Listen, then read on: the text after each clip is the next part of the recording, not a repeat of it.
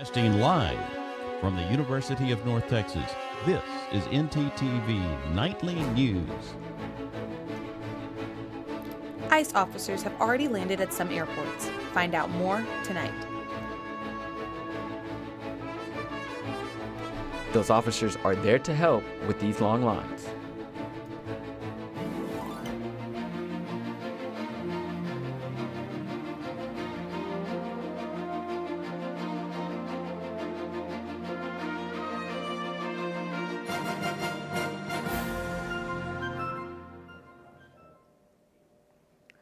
Good evening, and thank you for joining us on NTTV Nightly News. I'm Zaria Holloman. And I'm Evanson Franklove. It's been a difficult day for air travel. After a deadly crash, a major airport was closed until just a short time ago. And ongoing delays for passengers trying to get through TSA security. ICE agents appeared early today at major airports like Houston's Hobby International. Over the weekend, President Trump announced that he was sending agents to help with travel delays. TSA staffers are now in their third week without paychecks and are all calling in sick. Democrats refuse to fund the Department of Homeland Security and TSA until concerns about enforcement of the president's immigration agenda are addressed. The ICE agents, however, are getting paid under a separate funding bill. And ongoing delays for travelers getting through security. But first, New York City's LaGuardia Airport just reopened. A deadly collision between a Canadian regional jet and fire truck on the runway killed both pilots and injured dozens of passengers and several firefighters. Both the plane has been cleared to be on the runway at the same time. The jet was traveling at about 100 miles an hour when it slammed into the truck, shearing off the cockpit of the plane. The airport was closed until late this afternoon, and an investigation is underway tonight. The Air Canada flight originated in Montreal and carried 72 passengers. Travelers at Houston George Bush International found long lines as they tried getting through security. Lines extended past the terminal entrance early today. A digital information board outside the airport said the estimated wait time was 4 hours. Houston's George Bush Airport is one of 14 airports across the country where President Trump is sending ICE agents to help speed things along. CNN's Karen Kafa reports.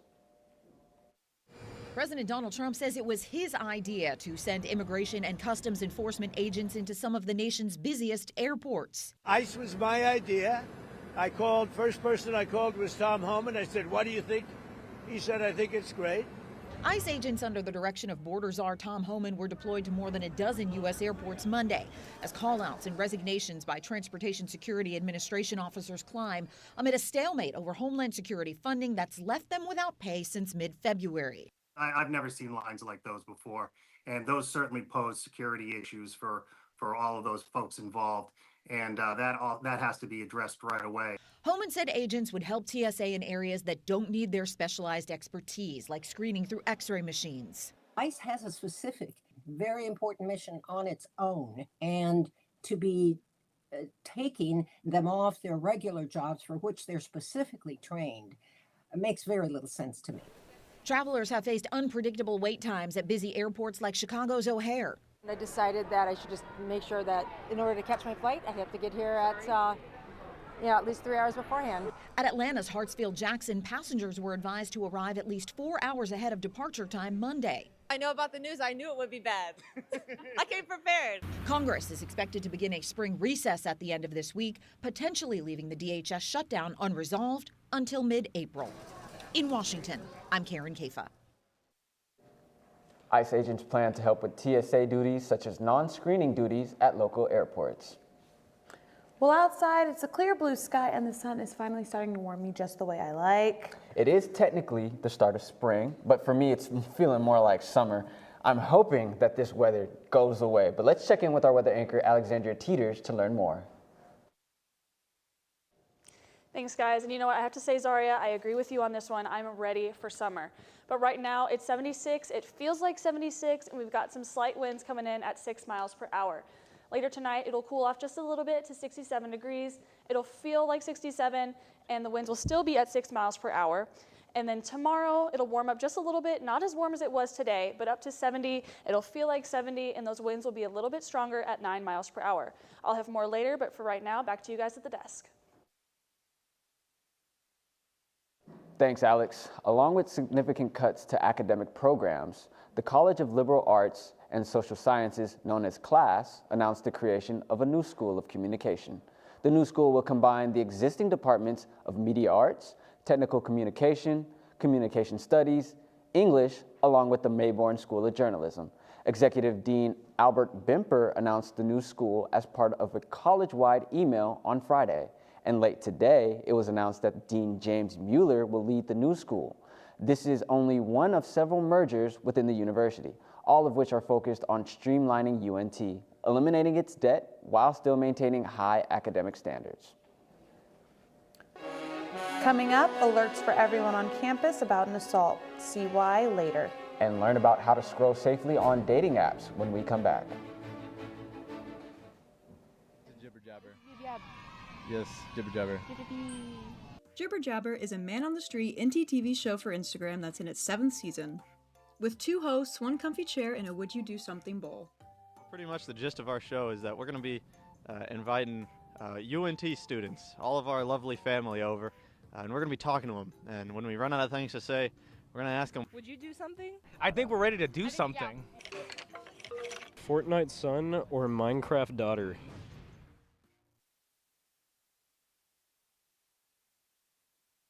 Hola, Rieros!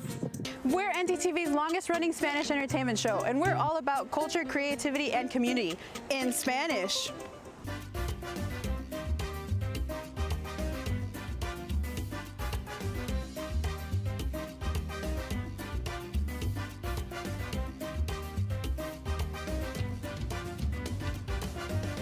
Vámonos.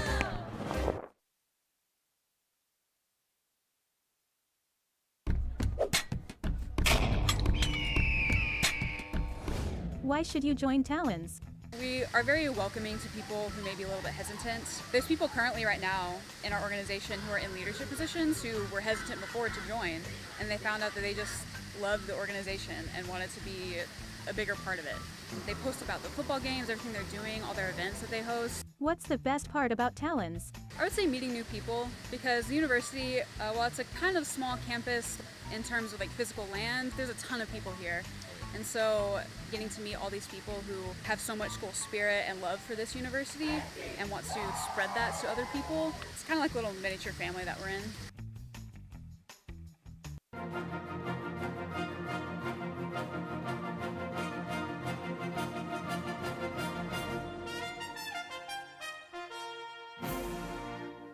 UNT police Friday alerted the campus about a sexual assault by a man pretending to be someone he's not. NTTV's Haley Stum is live with the details. Haley?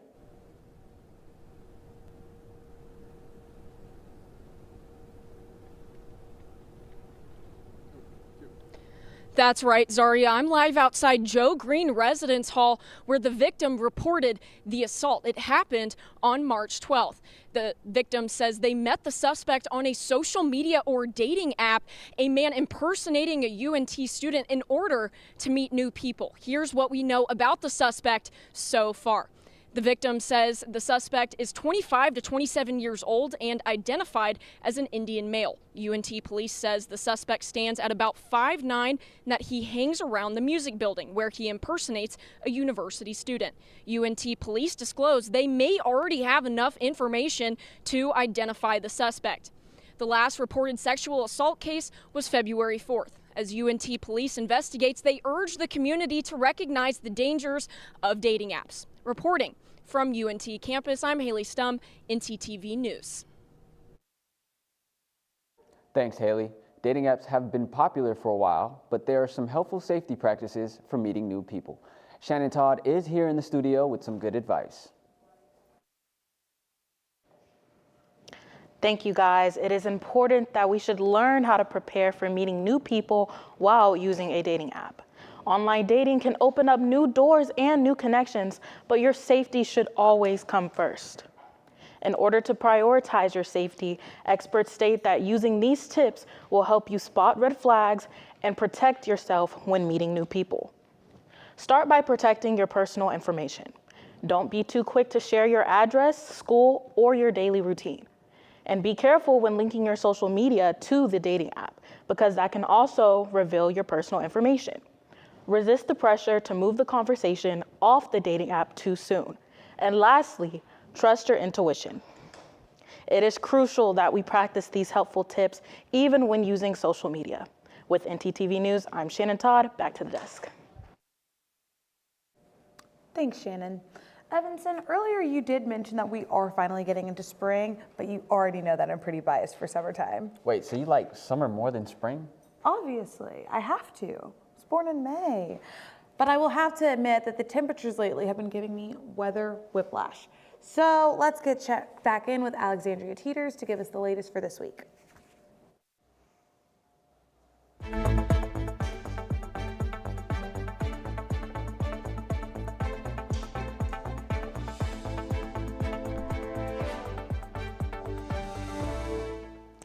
Thanks, guys. You can expect that weather whiplash to take a break for at least a little bit. But right now, looking across our local map, of course, we have Denton at 76, and pretty much everywhere else is staying in the 70s. We've got some higher 70s over in Denton and McKinney, Sherman, Sulphur Springs, but the only place it's actually hitting the 80s is going to be Dallas. If we take a look at our regional map, it's just about looking the same, although we do have Amarillo at 67 degrees, Oklahoma at 68, and then down south in Austin and Houston, they are reaching the 80s at 87 and 83, but besides that in North Texas, we're staying around the 70s. Let's go ahead and take a look at our 7-day forecast. All right, tomorrow we're going to reach 84 degrees, and it's going to be a low of 62, and we do have a slight chance of rain. Wednesday and Thursday, we're going to have some clouds, but it's still going to be pretty sunny, and we're going to be in the pretty high 80s. On Friday, it's going to drop down to 75 with a low of 49. Saturday, we can expect some clouds, possibly some rain at a 15% chance, and we're going to be at about 65. Over the weekend, we're going to warm up a little bit. It's going to be 78. It's going to be 84 with partly cloudy, but pretty much staying sunny. So we're getting a little bit of a glimpse into summer. We're not dealing with that crazy back and forth Texas weather for at least this week. That's all I have for you guys tonight. Back to you guys at the desk. Thanks, Alex. I'm glad there's no weather whiplash coming in. Moving on, CPR training is helping people in the community learn how to respond in life-threatening emergencies. Our segment reporter Naomi Ojamo has more.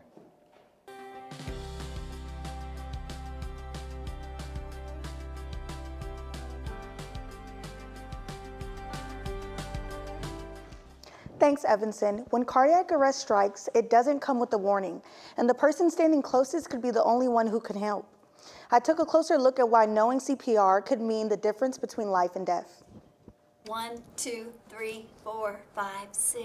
Imagine watching someone you love collapse right in front of you. No warning, no time to think. Just you and the next few seconds that decide whether they live or die. According to the American Heart Association, nearly 70% of cardiac arrests happen at home. Anybody can have a heart attack at any given time. It doesn't always just happen in the hospital when it's nice and convenient and there's good help around. Instructor, teaching CPR is more than just a job. It's personal. She says the business started with her mother, who ran CPR classes out of their home. After her mother passed away in 2013, she continued the legacy, even bringing pieces of that home into her own office. She says it's her way of honoring her mom and creating a space that still feels familiar for longtime clients. Everyone should know CPR because it is one of the most crucial things that a person can learn. You never know when you need it. Anyone could collapse right now on the floor. And it's scary when you see it, but the fact that you know what to do in that situation is better than nothing, like I said. For her, the importance of CPR isn't just something she teaches, it's something she's lived. She says she once had to perform CPR on her very own father. Despite her efforts, he didn't survive. Emergencies don't send warnings. And the hardest part isn't the panic, it's the regret of wondering if you could have done more. Learning CPR just takes a few hours, but knowing it could give someone you love another birthday. Reporting for NTTV, I'm Naomi Ojamo.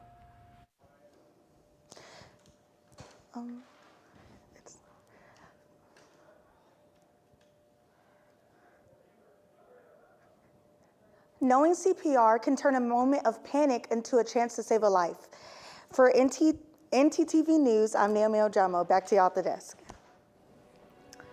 See how much Denton is spending and their upcoming projects. And Texas has new record-breaking amount of solar energy. More when we come back. This was dangerous, but did they listen? No! I've been having these dreams. Welcome in. This is part of the process, Eric. I only want what is best for you. You want me to go on and on with the program until there's nothing left of me. We are one now. Our goals are the same. No, they're not.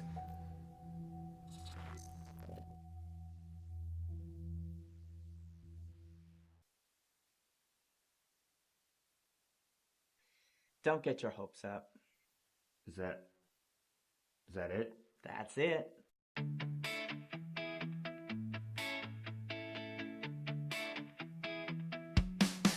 Nothing can stop me now! Yeah.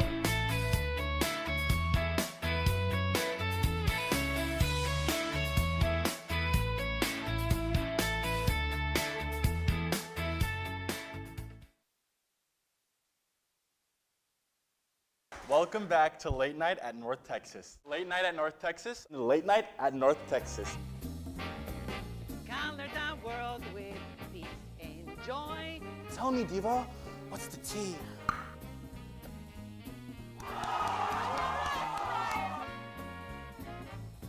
My Nisha drag is dumb.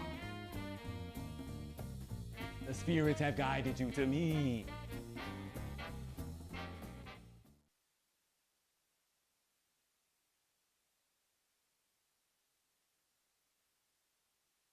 Welcome back to Late Night at North Texas. Late Night at North Texas. Late Night at North Texas. Color the world with peace and joy. Tell me, Diva, what's the tea?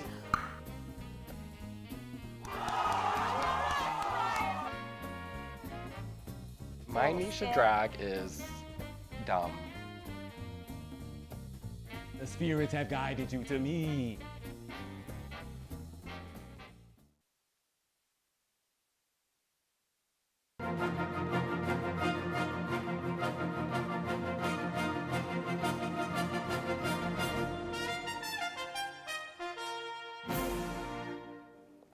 The state of Texas has set a new solar energy record, generating 33 gigawatts of electricity at one time late Saturday morning.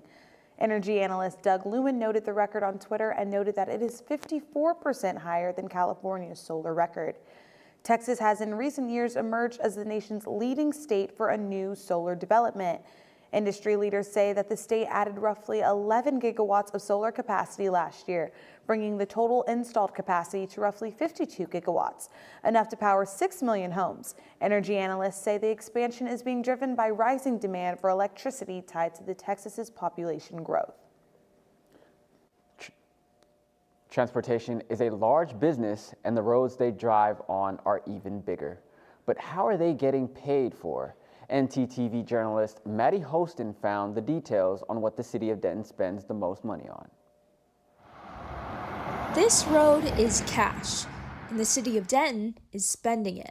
From 2023 to 2031, the city of Denton will spend over $1 billion in taxpayer money and bonds the residents vote for in order to expand the roads. City managers like Seth Garcia are in charge of the projects within Denton. With all the new development comes the need to increase capacity or take roadways from 2 lanes to 4 lanes or 6 lanes to be able to move people throughout the city better. Some of the projects Garcia has been working on include popular roads like Bonnie Bray, Oak, and Welch Street. These streets are just 3 of 99 projects in progress. The funding from these projects comes from a culmination of bond programs and tax dollars amounting to $23.4 million for the 2025-2026 fiscal year. We're a growing city, and so the more we can add roadways and create a road network that brings people here, it's going to bring commercial developments, it's going to bring taxpayers. 2031, I think it'll take at least until 2045, 2040 situation. I've been in Texas for almost 20 years, and university has been under construction every day since then. It hasn't grown much, it's only gotten a little bit wider, but they tend to take their time when it comes to these kind of projects especially. And it is taking a long time. The city of Denton reported only 50% of construction is currently in progress, but with goals of long-term infrastructure health, the impact now is more important, and some Denton residents still remember that. Denton is a special place. The culture here stands apart. It is unique. It is not always the best, but it is unique. Director Garcia says although it's causing traffic now, it will end up being beneficial for years to come. NTTV News, Maddie Holston. We'll keep you updated on what's next for the city of Denton and the projects they continue to work on throughout the rest of this fiscal year. All this talk about spending has me wondering, Evanson, did you place any bets on any games last weekend? You know, I'm not a gambling man, but when I do gamble, I go all in.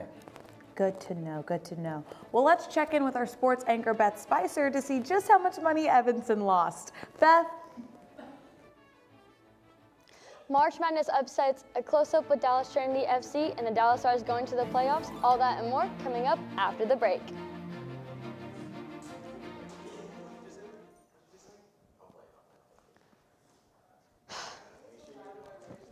Huh?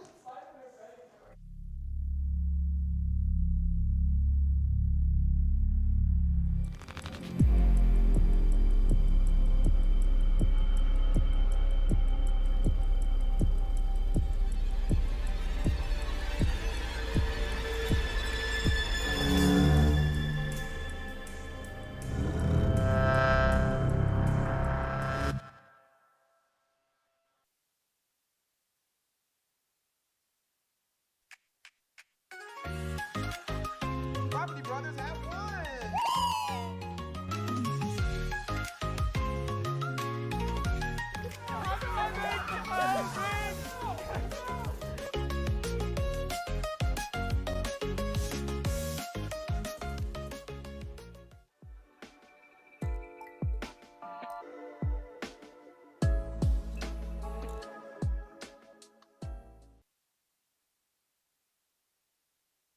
Evil lies here.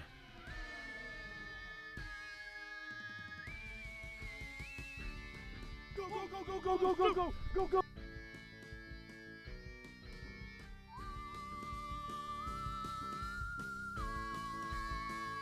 Get that, get that!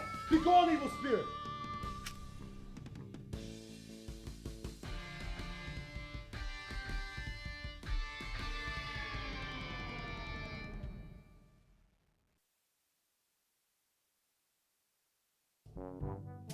The do's and don'ts of the Pole Rec Center. See that man over there? Please do not hog weights. Instead, do this.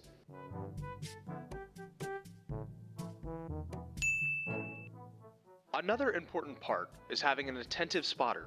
See, here is an example of a non-attentive spotter. Instead, do this.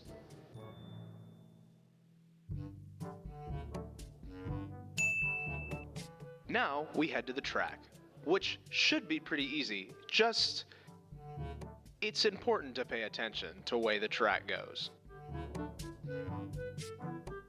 Remember to wipe down the equipment after you're done using it. The towels are provided by the gym, so it's pretty easy to wipe down the equipment when you are done. Thank you for using the Pole Recreation Center.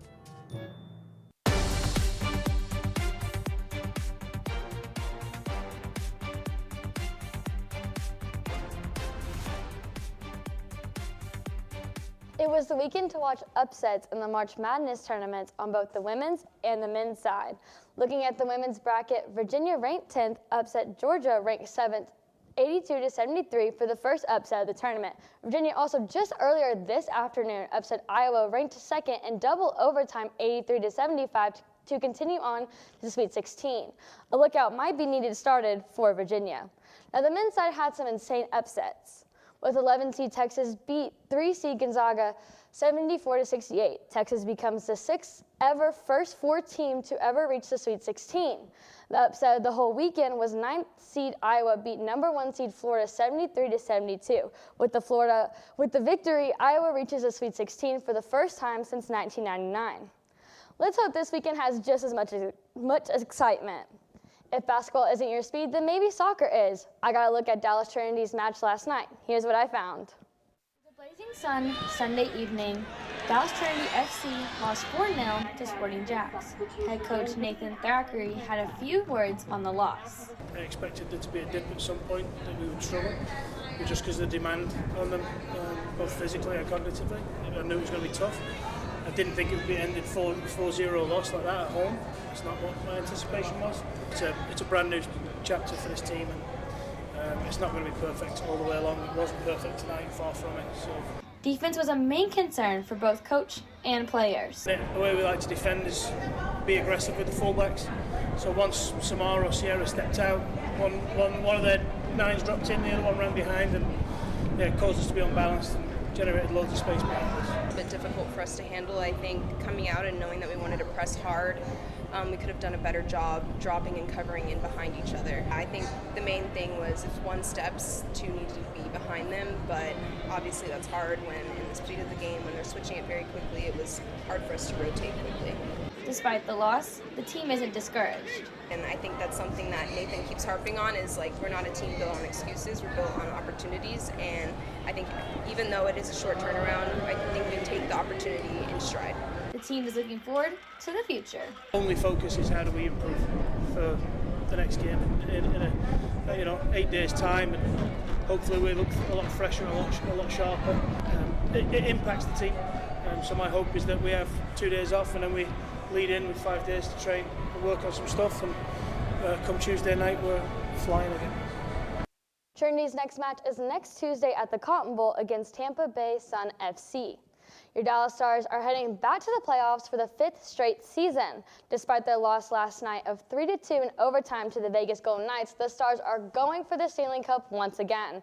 The Stars are second in the Central Division, 5 points ahead of the Minnesota Wild.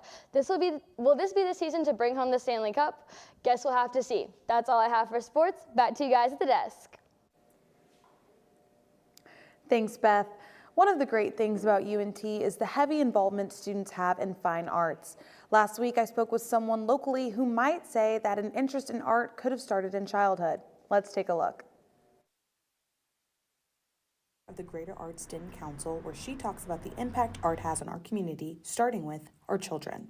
Children, more than anyone, need to be given that freedom to create and follow their curiosity and play, and that's how they discover the world. And this freedom to create and be curious, the more broadly they're going to think about other things.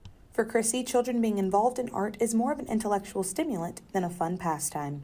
We want them to be thinkers and we want them to be learners, and the arts are one of the best ways to encourage that sort of behavior and thinking and philosophical ways of thinking. It feeds into all of these other things, these characteristics that are important as you get older. It's why we do what we do. Like, you can see people walk around and have these moments of awe and wonder and just see them think about art maybe in a different way, or maybe, in a way that they haven't thought about it before. And with local elections underway, Chrissy expresses how she hopes new incoming representatives see art's value for the kids as well as those past adolescents.